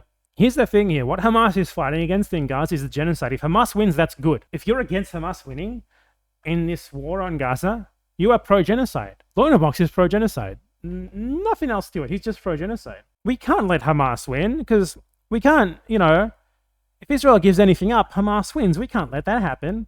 Unbelievable. I think that's been the problem a lot to do in the past as well, is that what? I think when there are leaders... The problem is that Palestinians win? Or when there maybe is an opportunity for peace that like a right-wing leader in Israel doesn't take, say like Sharon, I think the problem is that when that's... What was I going to say? When... Fuck me, my mind just went completely blank. It's been known to happen to all of us. Oh yeah, when like it seems to be the case that like Palestinians have a very good reason to think that like that kind of militancy works for them, right? Say when that peace process happened, the one that I think was maybe the closest that Israelis and Palestinians came towards a final settlement was like it happened in like July 2000, and in May 2000. Hezbollah successfully pushed out a 15-year occupation by Israel. Israel was occupying the south of Lebanon since 1985, and Hezbollah just pushed them out violently with no negotiations. So you have like... That's a bad thing, apparently. Why is it a bad thing? Why is it a bad thing that countries or groups aggressed upon by Israel beat back Israel and don't have to negotiate with them? Why is that a bad thing? How is he framing this? He's framing this like Lebanese and Palestinians are like animals who have been trained in the wrong way, who have been trained to find that violence works for them. When the reason why violence works is because they're living under colonial occupation. And the only way that you can fight a violent colonial occupation is with violence. Arafat entering this peace Jesus, the way that he talks about this. Process talk with everyone knowing that Hezbollah achieved a full end of occupation. He's framing it like the fact that the Palestinians were in a good negotiating position based on military triumphs in Lebanon is a bad thing. That's a good thing. That's objectively a good thing. He's framing it like he wants Palestinians to just lay down and like sing Kumbaya so that the next time there's some bad faith peace process negotiations, they have no leverage whatsoever instead of a little bit. This is unbelievable. Without conceding anything. And that's like a really bad place to start, right? And then no, it's fucking not. I can't believe what I'm hearing. This is who he is. Palestinians starting negotiations from a place of strength rather than a place of weakness is a bad place to start. He would prefer that Palestinians start from a horrible place where they have no power whatsoever and basically just have to are forced into accepting at the threat of death whatever crumbs they get handed by Israel, who stole the entire loaf of bread. They steal the whole bowl of soup and they offer fucking Palestinians a spoonful of it, and then they get framed as the bad guys for not accepting it. And that's essentially what LonerBox is saying right here. Palestinians being able to negotiate from anything resembling a position of slight strength is a bad place to start. Palestinian military victory is a bad place to start. It's an undesirable thing. It's unbelievable. In 2005, when Sharon came out of Gaza, he did it unilaterally. There was no negotiation. There was no consultancy from the other side. So, of course, when they come out of Gaza, Hamas comes in. Hamas is already there. They're quite popular. And then they put up their flags and say, yeah, we did this. They left because we were too violent for them. We were too crazy for them. And basically, our terrorism achieved more than any negotiation ever will. Which, to be fair, is correct. Terrorism? Did he just call Hezbollah defending Lebanon terrorism? Lebanon gets invaded by Israel, and they successfully fight them back, and that's terrorism. I cannot fucking believe them. Yeah. Of course, you have the soldiers to back it up. If a full military rejection of Israel was at any point on the table for Palestinians, I probably would support that over almost anything, given what's happening. Good. At least Vaush has these moments of lucidity where he says things that are just completely logically correct and morally correct, and obviously things that anyone with half a brain and a little bit of ounce of empathy who's in a fascist Kremlin should support. At least there's that. On this one issue, which he's a stupid guy, but even he can see that. And LonerBox is like, it would be pretty bad if the Palestinians managed to win, wouldn't they? I think they need to lose a bit more, and then we can negotiate. happening now, it seems like all the arguments made by Hamas were correct, that Israel was just biding its time and waiting for the slaughter. Of course, realistically, that's never going to happen. So even like advocacy for it by adjacency, like, oh, if only you had the troops, is kind of a, like, the implication is like, tomorrow you will be able to rise up. When in reality, no. Like, the Palestinians lost. Militarily, it's an unwinnable situation. That'll never change. You can be irritating to your oppressors, but that's not exactly the same as winning your freedom. And Israel has already demonstrated a pretty clear willingness to treat this like, a cut and burn kind of situation with civilian lives. So it's just not working. I think in terms of like moving forward diplomatically, it is true that any concession on Israel's part right now would come across as an optical loss after October 7th. Oh no, we can't have that, can we? And I mean, ultimately, that's sort of Israel's fault, right? Because the situation was untenable. If you're ever in a position where the people you're oppressing, the only way to stop the slaughter of them is to make yourself look weak, that's probably a situation you were at least somewhat complicit in constructing. I think that somewhat complicit in constructing. God, everything is Israel, everything, all of it. Israel would have to be careful to not send the wrong message. Like, you don't want anything that they do to unreasonably bolster the Hamas cause. Now, as for how you'd handle that exactly, I think it has to be like they talk. I don't know. I think Vaush is just getting sucked into this because he's dumb. He's not really doing it on purpose. But LonerBox talks about it like he's a pro IDF analyst who fundamentally agrees with their mission, but has issues with their strategy. And Vaush is getting suckered into the same sort of argument right here when he's like, what should the IDF do? What should Israel do here? What is a reasonable course of action for them to take? Well, to abolish themselves, that's all. To do nothing. They're not allowed to do anything. They're essentially the same as the Nazi occupiers in Poland or Ukraine or whatever. The only right that they have is to fuck off. It's that simple. And saying anything but that is legitimizing them. It's making an argument for them, whether you mean to do it or not. LonerBox definitely does. Vaush probably doesn't. He's just sort of dumb. West Bank to begin with, right? Because there's a lot of good stuff you could do in the West Bank that doesn't come across as much as like, oh, haha, Hamas's revolutionary spirit has broken us. Jihad has won. I don't know what exactly it would have to be, though. It's like, I've always wondered about now that we know that a big part of the security failure in the West Bank was because there were just too many, the IDF were just too highly concentrated in the West Bank to deal with settler violence, right? And to deal with fighting over there. To assist settler violence, to give them little high fives, Yeah, of course. And it's like, I really, like, settlement, this is an argument that I think is like, people should really make more often, is that settlements are not good if you're a Zionist. Like, not really, in the long term. It might feel like winning now because you're getting more territory and you're probably going to annex it, and the Palestinian problem just keeps on pushing into the... You notice how LonerBox's argument here isn't that the settlements are immoral and bad and illegal, etc. It's that the argument is that settlements are bad even if you're an Israeli. I don't care if settlements are bad for an Israeli or not. I don't give a shit about the Israelis. I don't give a shit about the colonizers, about the aggressors. His argument is that against settlements is, well, we need to argue that settlements are bad for Israelis, and the implication is that if they weren't bad for Israelis, then they'd be okay. Staying on the back burner. But it's like, if you're a proper Zionist and you want Israel to have a right to exist, the only logical conclusion of settlements is that there's never going to be two states. They can get so embedded that the only way forward is to give is that Palestinians will just demand voting rights. And if they demand voting rights, then you lose your Jewish state because the demographics don't work. And this is what makes me worry, right? Because it really seems like the only consequence to all this logic is like the only way this all works out, the way the like Ben Gvir types wanted to, is like, there just need to be no Palestinians. It doesn't seem like their logic allows for their existence, at least not anywhere near Greater Israel. Not just them. Yeah, I mean, that's kind of the position I had before October 7th, but I guess now it's just assuming they succeed in getting rid of Hamas, I suppose, or assuming something stops, is that I feel like it's really encouraging seeing so many people protest. The problem is I feel like a lot of them just don't know what they want. This is so weird. He just suddenly moves on to talking, something that you'll notice with LonerBox and other like liberal Zionists who tried to hide their real views like this is, and you can see a pattern where they spend an exorbitant amount of time just sort of scolding Palestinians and pro-Palestinian people. Most of what they do is critiquing what they claim to be their side, and very rarely do they ever talk about like Israel, Zionists being terrible people. Like, if you go to LonerBox's Twitter feed right now, which I can't do because I'm blocked, but it's post after post of him like quote tweeting pro-Palestinian people who he thinks are bad, or him like yelling at people for not believing IDF propaganda, stuff like that. This is him like yelling at pro-Palestinian people for opposing genocide in the wrong way. When someone directs basically all of their ire, like 80-90% of it, at the people who are objectively in the right, who are objectively on the right side, I just burped like a Xander hole.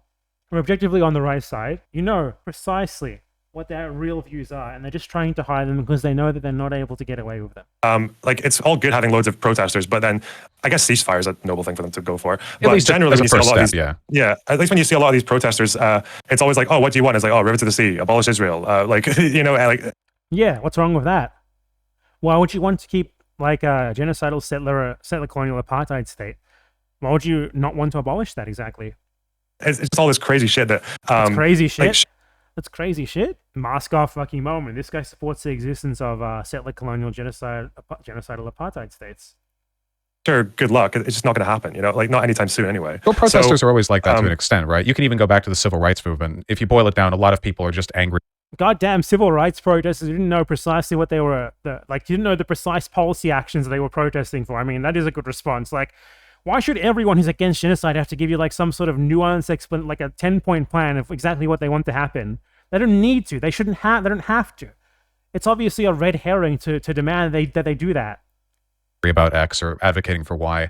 Certainly with something as complicated as peace in the Middle East, it's pretty tough to like, you know, you can't march till you have your policy position down. Nobody has their policy position down. Certainly not Israel.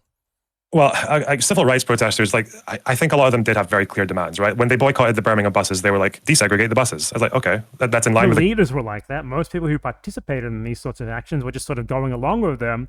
And if you had asked them for like, oh, what's your 10-point plan to end segregation? I doubt they could give you a 10-point plan.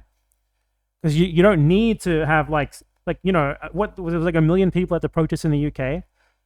Why should all of those 1 million people know exactly what they want to do, know exactly what the solution to the problem is?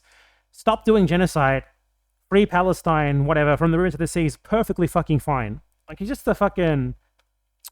What's the opposite of a woke scold? Like a Zio scold. That's actually a great term that I just invented there, a Zio scold. That's what Zionists do. They just try to scold people to shame them into submission. That's what he is. He's a Zio scold. Constitution, you've got the laws of the land already on your side, like from the federal level. But as far as Palestine goes, it's like, yeah, you could be like, I don't know. I just wish there was something more like there was like a more unified front and just like, okay, just stop expanding settlements. Just stop. Okay, it's got to be the ceasefire. Right? That is what perfect. That's what LonerBox wants for Palestinians. Just stop expanding settlements. Israelis should stop, keep what it's taken from Palestinians. And that's his idea of a peace. That is liberal Zionism par excellence. It's that he fundamentally supports Israeli settler colonialism. He fundamentally supports the existence of Israel, its continuation at the cost of Palestinians. But he thinks it's going a little bit too far. And a big reason that he thinks it's going a little bit too far is because he thinks it's also not good for the Israelis. And that's all there is to it. This is Zionism. This guy is the most phalangist Lebanese guy I've ever seen in my life. Ceasefire as well. Yeah. That's the thing people mostly seem to rally around. I will completely agree with you on the West Bank thing. I think that I said this with Richard as well, which means I guess you probably heard it if you saw that. But so much conversation gets focused on what's going on in the Gaza Strip, in large part because Israel doesn't want you looking at the West Bank, where what's happening is so right now indefensible. And what's happening in Gaza is so indefensible. It's worse than the West Bank. What are you talking about? They've killed more than 20,000 people there in 2 months. Astronomical civilian death toll. I don't know, man. And Hamas isn't an like, obviously, settlement is bad, sure, but I'm not sure if it's as bad as a genocidal war waged with the intent of thinning out the population, as Netanyahu puts it. Excuse, which is kind of a sign, right? Like, if there wasn't a Hamas, they would need to construct one, which to an extent Netanyahu sort of kind of did. At the very least facilitated one, because in the absence of Hamas in the West Bank, you still get like the systemic displacement and killing of Palestinians aided by the IDF. They're just doing it with like basically no excuse, you know? So I like that. I think that's why I think peace has to start there, because it is true that like, even if there was a ceasefire, you know, I think Israel would break it, but I think Israel would break it. I know Hamas would. Eventually. How do you know that? Exactly. Give them a day or a week. They would fuck it up somehow. It's Hamas. Just because it's Hamas? Whose side are you even on? So, yeah, well, like that 1 week ceasefire, I think Hamas were firing rockets like an hour before it ended. Israel was mass murdering people like an hour before it ended. Like, Israel killed like 12 people in the West Bank during the ceasefire. What are you talking about? That shooting. And they killed multiple civilians during the ceasefire as well. In the bus stop in Jerusalem, right? being wacky. Isn't that kind of amazing? Like the rockets just haven't stopped.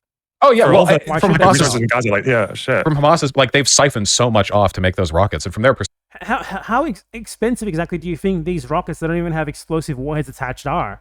They've siphoned so much off to make these rockets. Like, what are they supposed to do? Are they supposed to just take the bombings without retaliating? Like, what the fuck? Like this is revolutionary. They're not allowed to retaliate. Jihad, like if they're willing to die as good Muslims of Palestine, right? When 98% of the population supports your genocide, as 98% of the population in Israel factually does, as I just went over with the poll earlier in this stream, I think making them feel some sort of at least fear about what they're doing is extremely fucking warranted. Extremely warranted. Extremely righteous. Militarily justifiable. Morally justifiable. To be against it is incredibly stupid, especially given the fact that these missiles don't even do anything. Because if you think that Hamas should be more careful with their targeting, okay, give them guided missiles.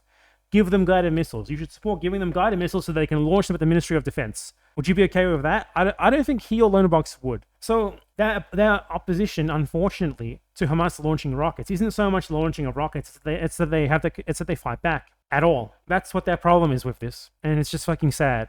They're sort of roped in on this, I guess, in the Holy War. They're obviously not good shepherds of the future of the Palestinian people. That much is clear. And if a concession made is one that ends up bolstering, doesn't fucking matter if they aren't perfect victims. Doesn't matter if they're not good shepherds or whatever, because the absolute worst group among the oppressed is still better than the best group among the oppressors. As long as they are fighting for the basic cause of the liberation of the Palestinian people from colonialism, they are on the right side. Hamas, that's probably not a step in the right direction. I guess, like, theoretically, it's probably not a step in the right direction. So if Israel should have to concede something to Hamas, it's not a step in the right direction. So I guess they shouldn't. I guess you just continue. Like Hamas could end up being a reasonable diplomatic ally of Israel, given enough time, because nothing's innate. Oh my God, why should they be a diplomatic ally of Israel? There is like an innate conflict between the zero-sum game between Palestinian liberation and being an ally of Israel. These two things cannot exist alongside one another. Things can change. Give it 2 decades. It's like talking about fucking Jews in World War II having to prove themselves good allies of Nazi Germany. Like, what the fuck are you talking about, man? Maybe the right leaders switch around, but you're starting from a pretty bad position with Hamas. There are probably easier places to start from when it comes to, like, having some kind of diplomatic rapport, like the Palestinian Authority or whatever. And in order for them to exercise their power reasonably, they kind of need to do so. Maybe that would be a good step. Like, you could hold you could have like a what's the term? Like a displaced election. What's the term?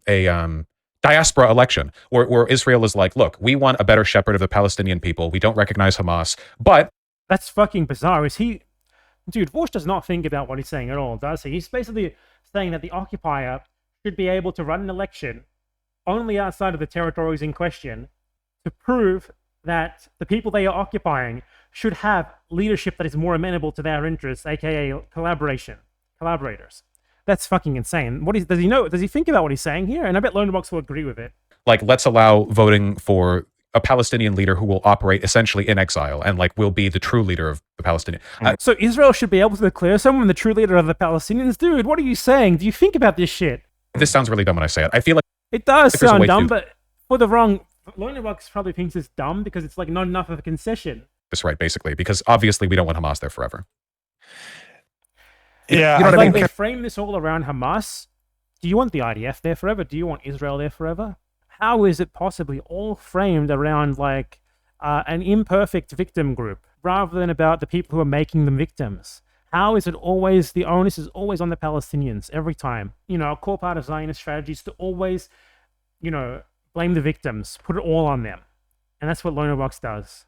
There's a term for that, like Taiwan, except Taiwan, of course, ended up just becoming right. But a better Taiwan too.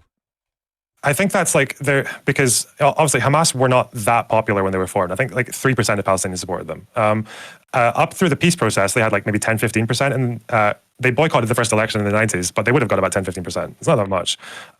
It seemed to be the case that when Arafat, from the 80s onwards, late 80s, said that he would recognize Israel and denounce terrorism, it seemed that if there was going to be some reward for that, like the Oslo Accords and like the Palestinian government, then Palestinians were up for that. They embraced that with a lot of optimism.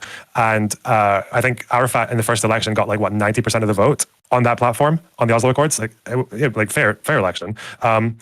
And then the problem was, I guess, like partly like Arafat was just a fucking moron. I don't know what the fuck he was smoking throughout that period. Also, should have watched more of your live stream. You notice how every single time LonerBox blames the Palestinian side. Every single Israeli peace offer, which has never been genuine, they're always made basically with the intent. They're always made basically with the intent of giving the Palestinians an offer which they have no possible course of action aside from to refuse it. It's never honest. It's always shit like, okay, Israel will recognize a Palestinian state split up between the West Bank and Gaza. Palestine has no right to the basic facets of a sovereign state, like having its own military. Palestine has no control over its own borders. Palestine is basically will just be like a Bantustan of Israel. And then when they refuse that, people like LonerBox are like, "Oh, you fucking crazy idiots! I can't believe it." Use it. Yeah, well, it also seemed to be the case that there was a lot. I think it just showed you how little it took to throw things off course. You know, the Oslo Accords are signed in '93.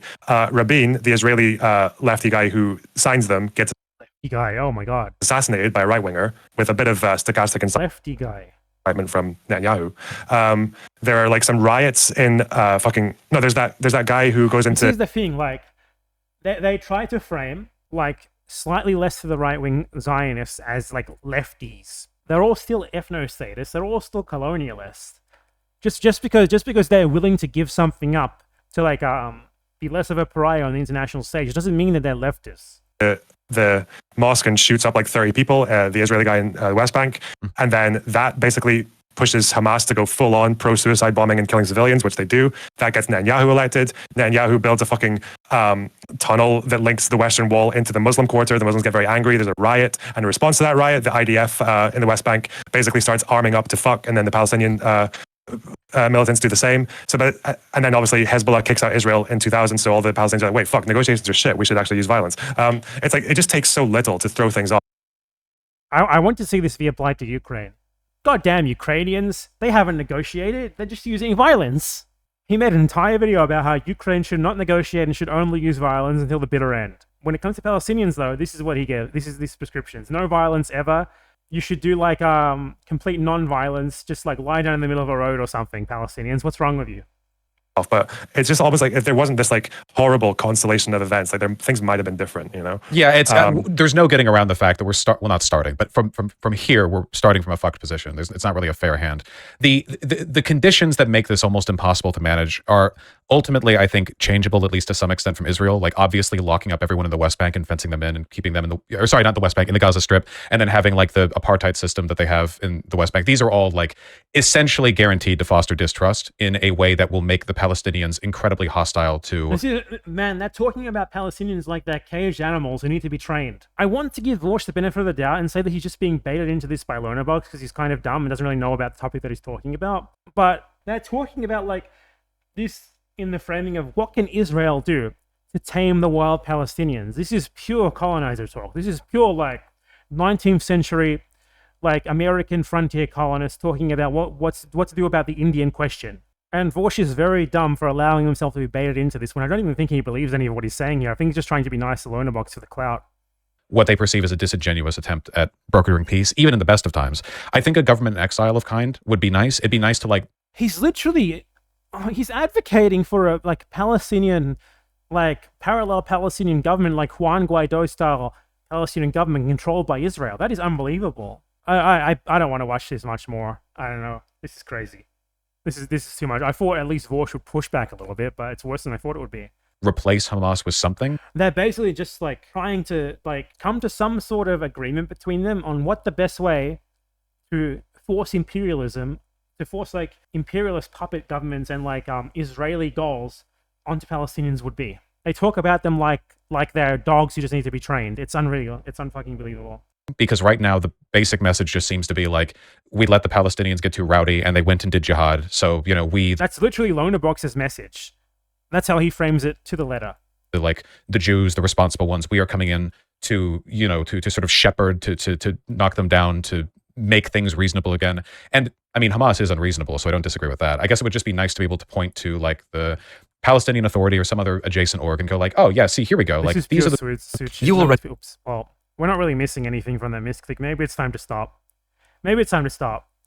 Because this is really long, and so far this is already painful, and I've already been through more than enough of it, and so have you. But, I don't know, maybe there's something interesting in the transcript past that point that I haven't seen yet. Okay, this is historical revisionism here for LonerBox. Check it out. People always have this impression of like South Africa, for example, where it was just a lot of BDS and a lot of like, I guess, terrorism from Mandela, and then that like destroyed the apartheid state. But I think ultimately it was massive international support, forcing even the USA eventually to cut off its positive relationship with South Africa. It was one of the last countries to do so, putting massive pressure on them, making the white population feel the pinch until they were forced into submission. Mandela also did things like sabotaging nuclear power plants, power stations, stuff like that. What happened, and this is what I'm trying to change in my approach a little bit as well, is that South Africa didn't just fall because of BDS and because of the ANC, right? It was also because of the way that the ANC approached their activism and their resistance, was that you needed, it ultimately had approval from the white population as well. The way that they got approval from the white population was by bringing them to heel, by forcing it upon them. They did not get approval from them by being nice to them, by coddling them, by just like appealing to their good nature or whatever, because the white people benefited from apartheid. They wanted to maintain it. The reason why it was stopped is because after decades upon decades upon decades upon decades of campaigns for boycotts, sanctions, you know, turning South Africa into a pariah state, wars waged against it by, for example, Cuba and Angola, South Africa, you know, maintaining the apartheid system was made too costly for the white population in South Africa. It's not just that they were treated nicely. It's not that it was done with their, like, approval. It's not by appealing to them as, like, their humanity or something. It was done by forcing this upon them, by making the maintenance of the system untenable through really material actions. So, bullshit. You're lying. I think in 1992, a lot of people don't know this, is that just before apartheid was properly ended, there was a referendum held for the white population where they were offered the opportunity to reject the negotiations, and they said no. Yes, after 30 straight fucking years of making them feel the pinch for what they were doing, they were forced into finally opening up the possibility of ending apartheid. Exactly. Thank you. It's not like they were just treated nicely by Nelson Mandela, who was a nice man with a happy face on the TV. That's not what happened, and he's lying here. This is historical revisionism. It's just plain ignoring what the apartheid struggle was in order to frame it as basically like the white colonizers coming to their senses about how what they were doing was bad and sort of like of their own volition, freeing the agencyless black people. That is what this framing is. I've gone over it in my video on Black Hebrew Israelites before. It's the exact same framing. Like, the white people graciously freed the slaves. Lincoln graciously freed the slaves, rather than the slaves and their advocates working with them to force them to do so. This is colonizer narrative par excellence. Like 60+% of them, of the white population, actually favored continuing the talks to end apartheid. And the reason they were okay with that and they weren't worrying about like white genocide or any shit like that was because Mandela took an approach that I don't think we've ever seen from Palestinian movements, which is that they didn't target civilians ever. Like there was never a policy of it. The military wing of the ANC killed plenty of civilians, and they would have been super justified in being even more aggressive with their armed movement. Civilians were killed by their fires. Another thing is the apartheid South Africa government was factually less militarily brutal than Israel is to Palestinians. So they provoked relatively less of a militarized response to their actions. And obviously not saying they were good, just they were slightly less aggressive in their mass killings than the Israelis are. So obviously Palestinians react with more violence than South Africans because they are subject to more violence. It's that simple. And people were reprimanded for it. So the idea there was that Mandela's strategy was to target like infrastructure. Because the idea was that we don't want this system to be sustainable. Here's a question for you, which he obviously can't answer because he's not here. Do you think that Palestinians would not target infrastructure if they could? Do you think they wouldn't launch missiles at power plants if they could? They wouldn't launch missiles at military targets if they could? They wouldn't sabotage a nuclear power plant to turn it off if they were able to? They, of course, would do that. The reason why they don't is because they can't.